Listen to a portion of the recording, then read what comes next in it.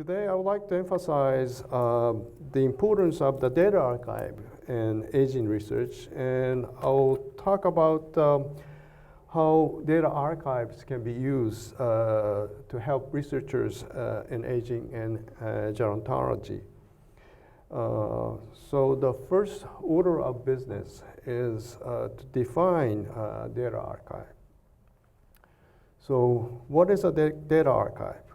Well, data archives collect, store, and disseminate social surveys that were conducted by scholars or research institutes and government agencies. And data archives are just like libraries, and they provide access to not books, but to social survey data sets. So that the researchers may use these surveys for secondary data analysis. That is, those people who collected the data will do primary analysis, and then people who can take advantage of the surveys that are collected by other people and do secondary analysis.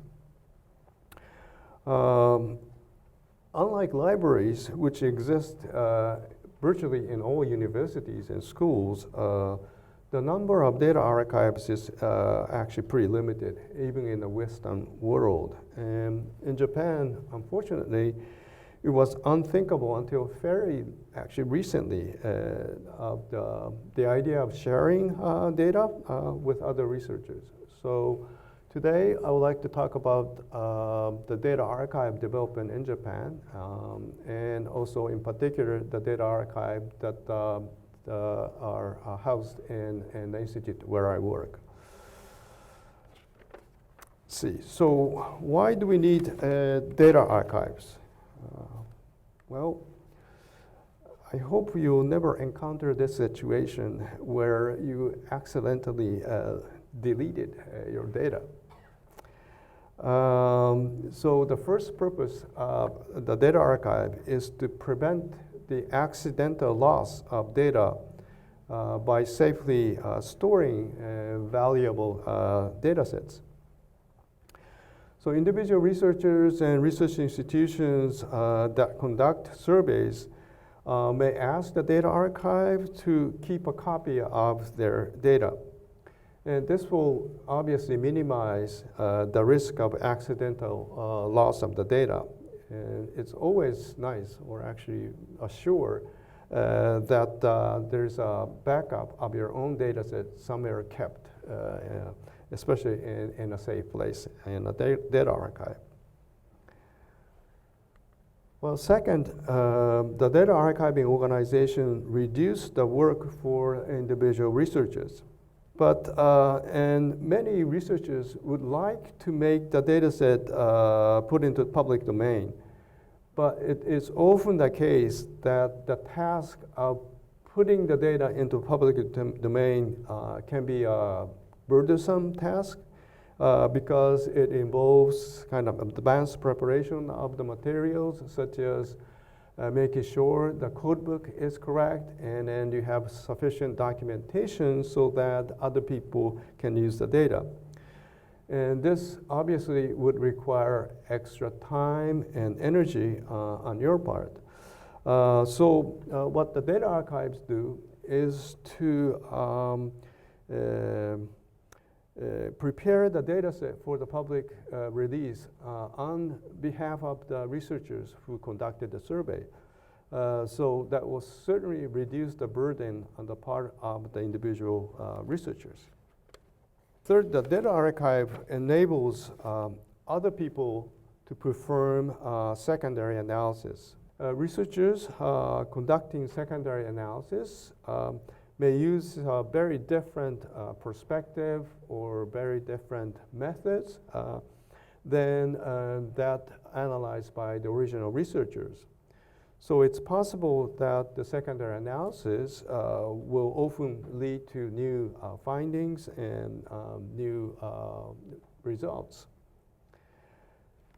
Fourth, probably this is the most important thing, which is that making survey data available to other researchers will assure the replication of the analysis. Unlike in natural sciences and social sciences, I would say there's no established practice of ensuring that the primary analyses are verified by others before publication. In natural sciences, usually it is kind of required that the results are reproduced before it is publicly published. In this case, having the data on hand and allowing secondary analysis are key to replication, and assuring the reproducibility of the findings will actually improve the quality or the standard of the social science research. And fifth, data archives prevent unnecessary repetition or duplication of the similar surveys. This not only saves time and cost on the part of the researchers, but also it reduces the burden on the part of the respondents, that is the target population, because the respondents won't be asked to do a similar kind of surveys over and over again. So we can identify the kinds of survey that are really required to conduct. Finally, data archives will help improve the quality of the social surveys conducted in the future. This is because survey researchers do not have to start from scratch, but instead they can consult the materials already available in the archive. They can even analyze the data in advance so that they can determine, for example, feasibility of the question they would like to ask, or the validity of the working hypothesis they would like to test. So they can also conduct the comparative studies, that is using the earlier studies, and do a comparison or kind of an analysis of trends over time. Furthermore, researchers who are familiar with the data archives are likely to consider the eventual disclosure of the survey data when even planning or implementing the surveys. So they may aim for higher quality of surveys and increasing the usability by the other people by preparing the code books or documentation about the cleaning and the coding procedures and more in detail. So in summary, I would say that data archives contribute to society in many ways, including the safe storage of the data, promotion of secondary analysis, and higher quality of social surveys. There are several important archives already exist in the world, and here's a brief kind of history of the data archives in the world. Roper Center, the Public Opinion Research Center in the United States, it was established in 1947. It's probably the first archive of public opinion surveys. ZA, Central Archive for Empirical Social Research, was created at the University of Cologne in West Germany in 1960. And this is now integrated into what is called GAGES. This is the Leibniz Institute for the Social Sciences, which is very well known in Europe. In the United States, ICPSR, the Inter-University Consortium for Political and Social Research, housed at the University of Michigan, was created in 1962. ICPSR is probably the most comprehensive and the largest data archive existing in the world. There was expansion in Europe in the 1970s, 80s. Data archives are created in the UK Data Archive, in Norway, Norwegian Social Science Data Archives, in Hungary, and Swedish National Data Services. All these archives are created after the launch of the international large-scale comparative research projects conducted in Europe. In 1976, CESDA, this is a Council of European Social Science Data Archive, was established. SSJDA is kind of an informal umbrella organization for the European National Data Archives. And finally, there's an International Federation of Data Organization for the Social Sciences, which was established in 1977. It's the worldwide organization. This map shows the members of the SSJDA. And you can see that over 20 data archives belong to this organization. Members are quite different in size and funding structures. In 2010, SSJDA jointly held about 25,000 data sets. Now coming to Japan. I would say there are like kind of 4 types of data archive existed in Japan. The first type is the data archives of specific area or specific subjects.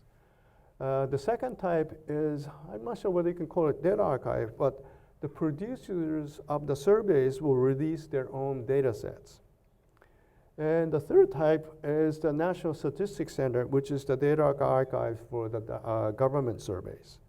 And finally, the fourth type is a comprehensive data archives, which store a wide range of data sources in Japan. Let me explain the details of these archives. The first type is the kind of data archive of specific areas. The Bias-on Data Archive is an archive set up in 1991 by a publisher. And it is specialized in handling political science data, especially the election surveys. I'm afraid the data costs between $200 to $600 per data set, but that's been extensively used by the political scientists in Japan. JEDI system at the Hyogo University of Teacher Education specializes in education research, and they have over 150 survey data sets related to education in schools, and it's being extensively used by the education researchers. Let's see, SWORD, this is a social and opinion research database project at the Sapporo Gakuin University, that is in the north in Hokkaido. They have a small set of data archive, which was initially set up by the Japanese Sociological Association. It holds 16 data sets in 2015 and attracts some users. RUDA, Rikkyo University Data Archive, is the most recent organization, I guess, set up in 2011. And it has a wide range of social science data, but mostly for local area surveys. Some of the surveys done by the local governments are stored in this data archive. And then I'll show 2 examples of the data archives, which is the producers of the surveys release their own data. Japan Institute, for Labor Policy and Training. This is the institute under the Ministry of Health, Labor, and Welfare, and specializes in labor-related surveys. They have quite a few of these. And another example is a Panel Data Research Center at Keio. They produce their own panel surveys, 2 types of panel surveys, and they release their own data set. This is excellent panel surveys done by this institution. And then here comes to the data archive about the government sources. New Statistical Act was enacted in 2007, and this is a kind of legal framework providing for the academic use of official records, official microdata. Unfortunately, until then, there was no clear legal documentation about the use of microdata for the government surveys. Now there's a National Statistics Center, and it provides microdata sets for academic use. And a few universities, this is the website for National Statistics Center, and there are 4 universities which cooperate with the National Statistics Center, and they act as a satellite facilities. And currently they release 6 surveys, including the census, for public use. Okay, and then here comes the Social Science Data Archive, SSJDA, which is housed at the University of Tokyo. And I'm going to talk about this, this data archive quickly. First, this data archive is hosted at the Center for Social Research and Data Archives. The center was established in 1996, and it was reorganized in 2009. It has been the hub organization for the ICPSR Japanese national membership since 1999. And it's a member of IFUDO, the International Federation of Data Organization for the Social Sciences. The staff is composed of 13 full-time faculty members, and the research associates are the ones who are responsible for daily duties of SSJDA. And also they're engaged in developing tools for data management and dissemination. We have one full-time data archivist who is responsible in supervising the data cleaning and documentation. And we have several staff working under data archivist and under her supervision. And we have clerical workers as well as one IT support staff. The center is engaged in various activities. Archive is one of the activities, which is in the Department of Research Infrastructure. There are other departments, and we have their different activities, which I'll explain later. Now comes to SSJ Data Archive. It's been in operation since 1998, and the first data set released to the public was a data set stored at the center. There was actually a survey conducted in 1953. It was a kind of historical document, but I was very interested in that survey, so I took initiative to put it into a digital form and made public use. We also asked other research institutions to deposit surveys conducted by themselves. And the data archive cleans and ensures the confidentiality, creates the metadata, and put the data set available for public use. SSJ stands for Social Science Japan, and it's a logo used for the various activities of the institute. We have a newsletter published twice a year. It can be downloaded from our site. It has featured topics every year. SSJ Forum is the internet discussion list, which is subscribed by over 1,800 people now. And there's a journal, SSJ Journal, which is published by Oxford University Press, which is a journal for modern social science research. And the editorial office is located in our institute. Here's the overview of the SSJ Data Archive. The yellow part is what the depositors do. The green part on your left, on your right, are the activities of the data archive. And the orange part are the activities of the users. At the top, the depositors first design the survey, conduct the survey, and then create the raw data and engage in primary analysis. And they'll deposit the data, and once the data set is deposited, what the archives do is first to compare the content of the data set with the already published documents so that data is consistent with the data analyzed by the primary analysis. Second, based upon the information provided by the depositor, data archive create metadata, which includes the information about the survey itself, the sampling procedures, number of respondents, survey questions, and other relevant information which the users can look at before they make requests to use the data. Third, data archive process the data for confidentiality kind of protection. So we make sure that the respondents of the survey will not be identified by the users. And if necessary, data archives omit certain variables such as detailed geographical codes or collapse the categories of certain variables. Once the data set is in the public domain, ready for public use, a data archive will put the data and the users can use the search engine to look for data set. They can also do a remote data analysis system before they request the data set to be analyzed.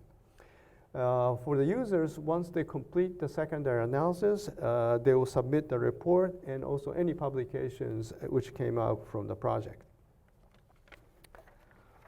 Let me say a little bit about the dissemination of the data. Right now, the application are done through the web system called SSJDA direct system. And the most major data sets can be downloaded directly from this SSJDA direct system. Some data sets require special permission and they are distributed by mail on a CD. And there's also online data analysis system using SPSS, which started working in 2005. Unfortunately, this will be discontinued in the future, and it will be replaced by what is called NetStar service, which is another type of online data analysis system. We're trying to include more data sets that can be analyzed by the NetStar service. Here's the website for the SSJ Direct, and this is the personal page. This is my page, and it will list the data set that are currently used or the record of the past research data that are used by myself. Now, here are some statistics. This figure shows the number of data sets released every year. Currently, there are over 1,600 data sets available for use. Every year, about 70 new data sets are released. That is the kind of capacity we have with the clerical staff in our office. This is the number of applications that we received. In 2014, there were 976 applications received. Actually, one application include more than one researcher and one data set. So the number of researchers used the data in 2014 are about 3,000. And the number of data sets provided to researchers are about 6,000 data sets.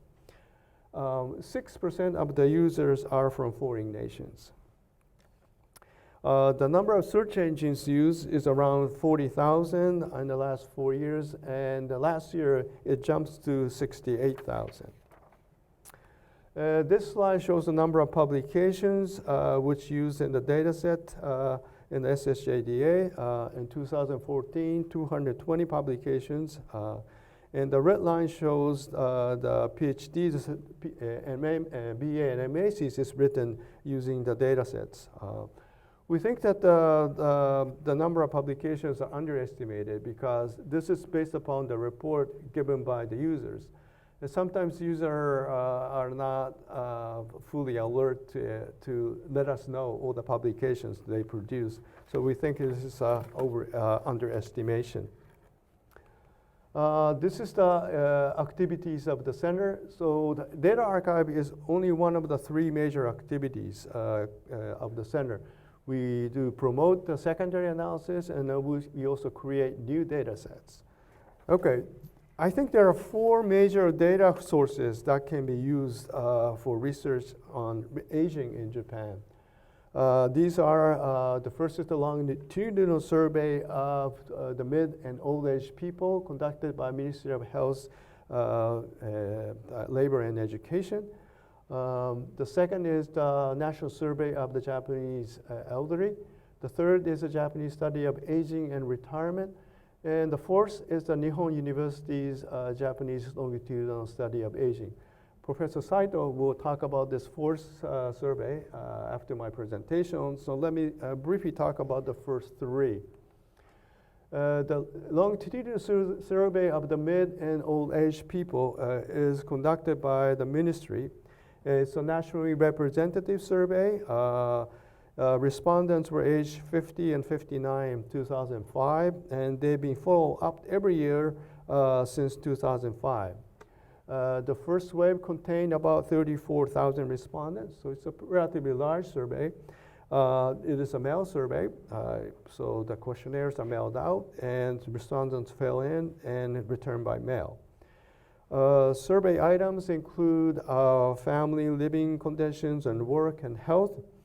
The response rates of this survey is pretty good. The first wave is 84%, and the retention rate of the subsequent follow-ups are over 90%. The only problem, I would say, is that this is not the publicly available data. It requires a special permission from the ministry to analyze the data. I've only seen very few actual researchers actually using this data to analyze. The second major resources that you can use is a national survey of the Japanese elderly, JA-HEAD. And this is based upon the collaborative project of Tokyo Metropolitan Institute of Gerontology, University of Michigan, and University of Tokyo's Institute of Gerontology. There are 2,200 respondents in the first wave. They are aged between aged 60 and over in 1987. So it started earliest among the surveys. And it's been followed up almost every 3 years. And interviews are done, the surveys are done by the interviews by the representative from the survey company. The survey includes a battery of questions on living conditions, intergenerational support, and health and subjective well-beings. Waves 1 through 6, I think, are publicly available. This is the structure of the survey, and in some survey years, additional samples were added so that it can cover the wide age range. In 2012, the entire new cohort of age 60 to 92 is added.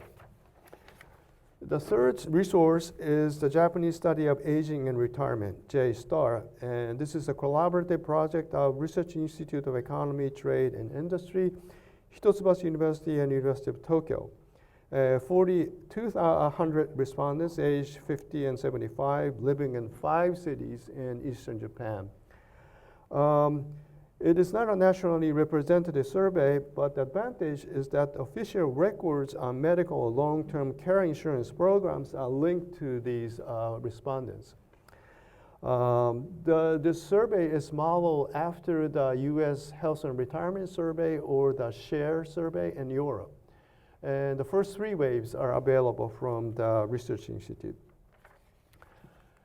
There are other surveys targeted at the old population in SSJDA, one of which is the survey done by the Cabinet Office of the Japanese government.